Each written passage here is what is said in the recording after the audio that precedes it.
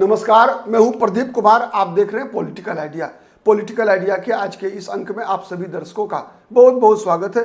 मित्रों, बिहार में विधानसभा चुनाव के प्रथम चरण के लिए नामांकन में मात्र 2 दिन शेष है और एनडीए में लगभग 2 फाड़ दिख रहा है। नामांकन में मात्र 2 दिन समय शेष है, मात्र 15 और 16 तारीख बचा हुआ है प्रथम चरण के लिए और एनडीए 2 फाड़ दिखेगा आपको। एक फाड़ पहले तरफ, एक तरफ दिखेंगे नीतीश कुमार, जीतन राम मांझी और उपेंद्र कुशवाहा का त्रिकोण, त्रिमूर्ति कह लीजिए।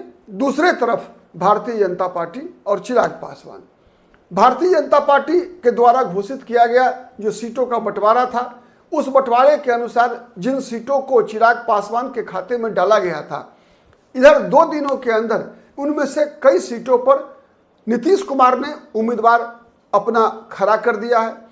कुछ ऐसे संभावित उम्मीदवार जो चिराग पासवान की पार्टी से लड़ने वाले थे, उनको नीतीश कुमार ने अपनी पार्टी से उसी विधानसभा क्षेत्र से उम्मीदवार बना दिया है, उनको सिंबल भी दे दिया है जबरदस्ती। और न केवल नीतीश कुमार ने किया बल्कि अब जीतन राम मांझी भी उम्मीदवार देने की घोषणा कर चुके हैं चिराग पासवान के सीट पर, कुछ सीटों पर। ठीक है, तो आज हम बात करेंगे इस वीडियो में कि वो कौन कौन सी सीटें हैं और कौन कौन सी परिस्थिति बनी जिससे ऐसी स्थिति बनी।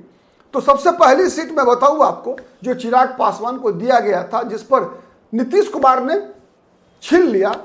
पहली सीट गायघाट, मुजफ्फरपुर जिले में पड़ता है गायघाट विधानसभा सीट। यहां क्या हुआ कि यहां पर पिछली बार जनता दल यूनाइटेड के उम्मीदवार थे महेश्वर प्रसाद यादव और आरजेडी के उम्मीदवार थे निरंजन राय। जीत निरंजन राय की हुई थी। तीसरे नंबर पर थी लोक जनशक्ति पार्टी की उम्मीदवार कोमल सिंह। लोजपा कोमल सिंह को उम्मीदवार, चूंकि कोमल सिंह जो है लोजपा की सांसद वैशाली से बीना देवी की बेटी हैं, पिछली बार भी लड़ी थी, लगभग 33-34 हजार वोट लेकर आई थी। तीसरे नंबर पर थी, मजबूती से लड़ी थी। लगातार था कि चिराग पासवान कोमल सिंह के लिए गायघाट की सीट चाहते हैं, उनको मिला भी। कोमल सिंह के उम्मीदवार कोमल सिंह ने तैयारी भी शुरू कर दी थी। अब खबर आ रहा है कि नीतीश कुमार ने उसी कोमल सिंह को जनता दल यूनाइटेड का सिंबल दे दिया है और वो जदयू की टिकट पर लड़ेंगी। तो एक दूसरी विधानसभा सीट राजगीर सुरक्षित विधानसभा सीट है। नीतीश कुमार के जिले में, नालंदा जिले में पड़ता है। राजगीर सुरक्षित विधानसभा सीट चिराग पासवान को दिया गया। अब नीतीश कुमार की पार्टी ने कौशल किशोर, जो वहां से विधायक हैं वर्तमान में, नीतीश कुमार ने कहा कि ना वहां हम ही लड़ेंगे, जिद। और नीतीश कुमार ने अपना उम्मीदवार वहां दे दिया।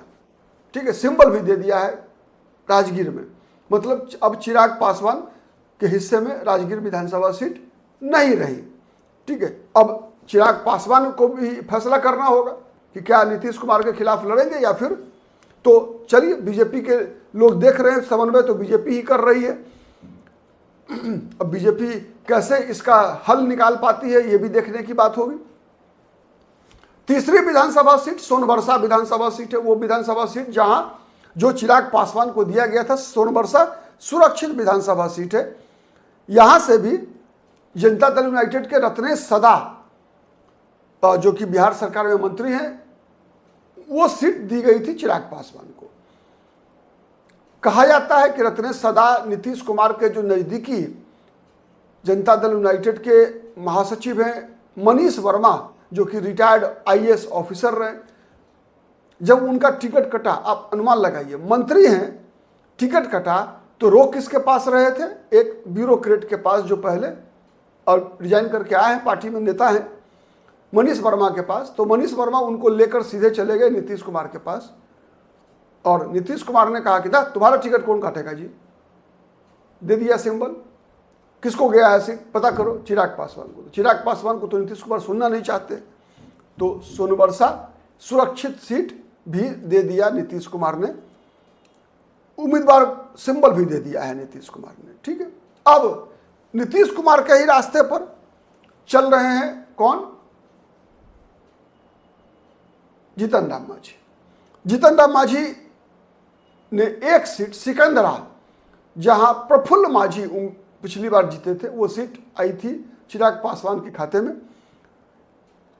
वहां से चिराग, उसके बदले दूसरी सीट दी गई थी जीतन राम मांझी को, अतरी, जो पिछली बार नहीं लड़े थे। अब जीतन राम मांझी ने क्या किया है कि सिकंदरा जो चिराग पासवान को दी गई थी, इसलिए कि जमुई लोकसभा सीट के अंतर्गत आता है ये सिकंदरा विधानसभा सीट, और चूंकि जमुई लगातार 2014 से चिराग पासवान ने जीता, जमुई 14-19 के चुनाव में चिराग पासवान स्वयं सांसद थे, 24 में चिराग पासवान के सगे बहनोई अरुण भारती वहां सांसद हैं। तो इस आधार पर चिराग ने मांगा वो सीट और सीट मिला उनको। तो ये सीट सिकंदरा पर भी जो चिराग पासवान के हिस्से की सीट थी, वहां पर जीतन राम मांझी ने अपने दामाद प्रफुल्ल मांझी को उम्मीदवार बना दिया है, उम्मीदवार बना दिया, सिंबल दे दिया। तो ये बात मैं बता रहा हूं आपको, जिनको सिंबल दे दिया वो बात बता रहा हूं मैं। अब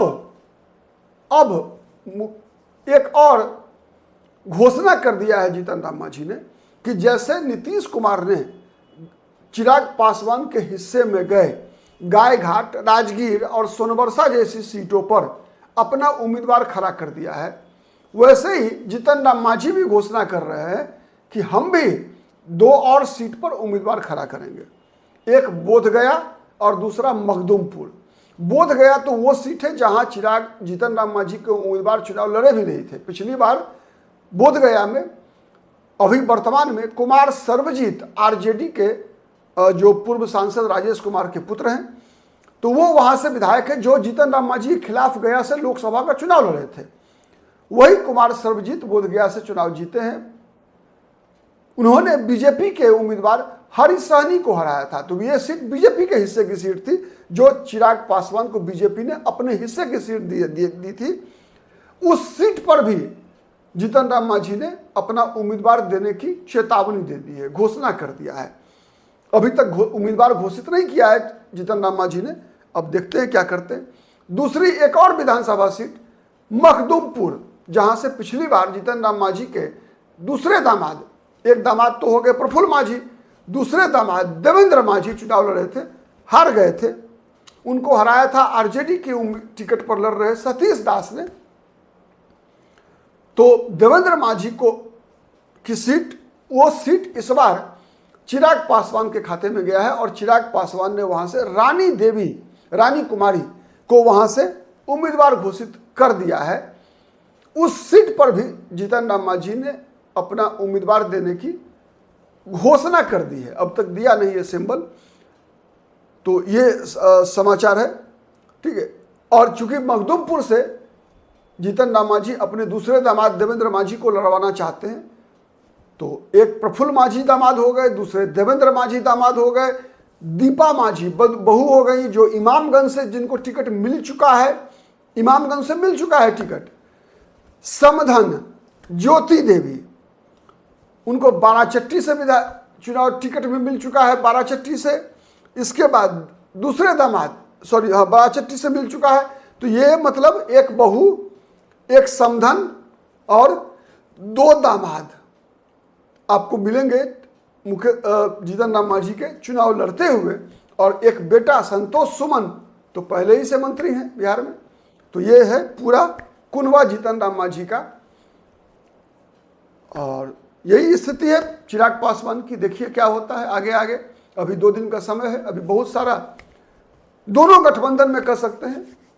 जो परिस्थिति है वो बहुत डामाडोल है, कभी भी कुछ भी हो सकता है, कभी भी कुछ भी हो सकता है। मैंने बताया ना, जैसे एनडीए में 2 फाड़ है, एक तरफ बीजेपी, दूसरा चिराग पासवान एक साथ, नीतीश कुमार।